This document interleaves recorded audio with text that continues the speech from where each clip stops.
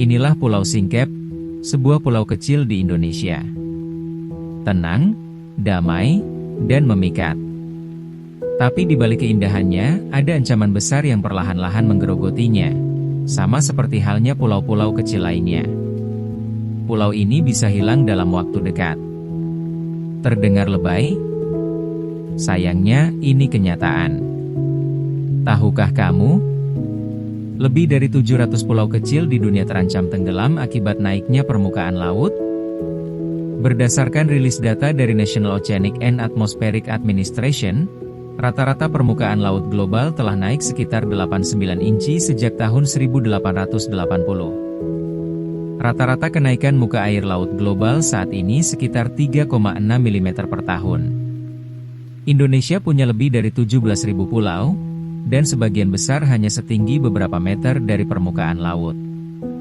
Badan Riset dan Inovasi Nasional atau BRIN memperkirakan bahwa 115 pulau kecil dan sedang di Indonesia terancam tenggelam pada tahun 2100 akibat kenaikan muka air laut.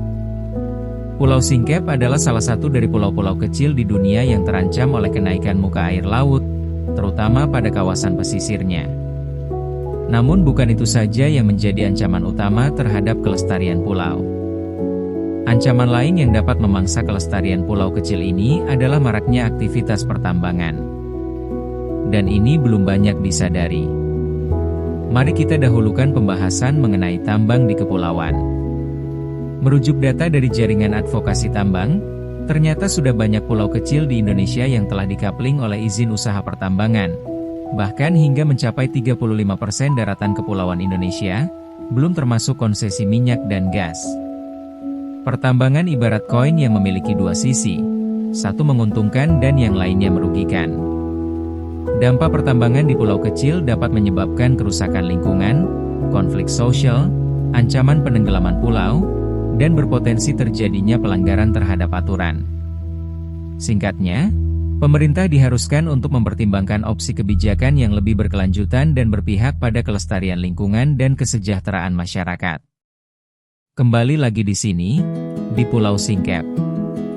Pulau Singkep berada di Kabupaten Lingga, Provinsi Kepulauan Riau.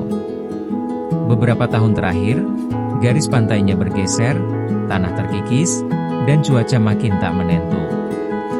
Warga bilang, hujan tak bisa ditebak dan panas makin menyengat. Beberapa penelitian menunjukkan bahwa ada garis pantai global yang mengalami abrasi dan kemunduran garis pantai hingga 13,9 meter per tahun. Namun, tahukah kamu bahwa juga terdapat daerah yang mengalami akresi atau perluasan daratan dengan rata-rata sekitar 11,85 meter per tahun. Namun secara keseluruhan, lebih banyak wilayah pesisir yang mengalami abrasi daripada akresi. Pada tahun 2011 saja, Kementerian Kelautan dan Perikanan Republik Indonesia melaporkan bahwa 28 pulau kecil telah tenggelam dan 24 pulau kecil lainnya terancam menghilang. Selain naiknya muka air laut menjadi penyebab utama tenggelamnya pulau-pulau kecil, ada beberapa penyebab lainnya yang turut berkontribusi terhadap menghilangnya pulau-pulau kecil dan daratan pesisir. Faktor penyebab tersebut seperti penurunan muka tanah dan degradasi lingkungan yang disebabkan oleh aktivitas antropogenik seperti pertambangan, pariwisata, hingga tambak ikan atau udang. Selain perubahan iklim, satu masalah besar lainnya adalah sampah. Satu botol plastik bisa bertahan lebih dari 400 tahun di laut. Dan kabar buruknya, Indonesia adalah penyumbang sampah plastik ke laut nomor 2 di dunia. Pulau-pulau kecil pada umumnya belum punya sistem pengelolaan sampah yang baik. Sampah dibakar, dikubur, atau dibuang ke laut. Fakta yang tak banyak diketahui. Di pulau kecil tanpa sistem pengelolaan sampah, satu orang bisa menghasilkan 4 kali lebih banyak sampah pantai dibanding orang kota. Kenapa? Karena nggak ada tempat membuangnya. Dan sebagai info tambahan, tahukah kamu bahwa Indonesia merupakan negara pengkonsumsi mikroplastik terbesar di dunia? Tapi ada harapan. Generasi muda mulai bergerak. Di berbagai pulau di Indonesia, anak muda mulai membersihkan pantai, menanam mangrove, dan mendaur ulang sampah. Di Pulau Singkep juga, mulai ada gerakan kecil, tapi berdampak besar. Pergerakan generasi muda memang sebaiknya dimulai dari bangku sekolah. Penelitian terkini dari Tezar dan Ruku Setiadi dari Universitas Diponegoro menyimpulkan bahwa peningkatan persepsi saja tidaklah cukup. Pembenahan mental dan peningkatan wawasan generasi muda memainkan peran penting dalam menghadapi gabungan ancaman dan perubahan iklim dan sampah. Tahukah kamu? Hutan mangrove bisa menyerap karbon 4 kali lebih banyak dari hutan tropis. Tapi justru mangrove kini banyak ditebang. Padahal mangrove-lah yang melindungi pulau-pulau kecil dari ombak dan abrasi.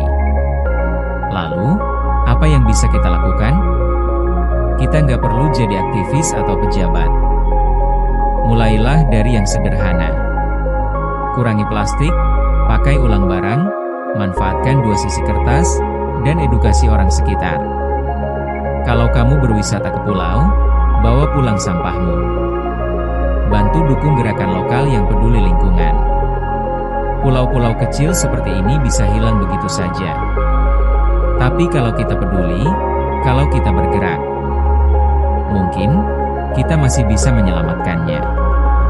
Kalau kamu percaya video ini penting untuk disebarkan, klik like, bagikan, dan subscribe channel ini.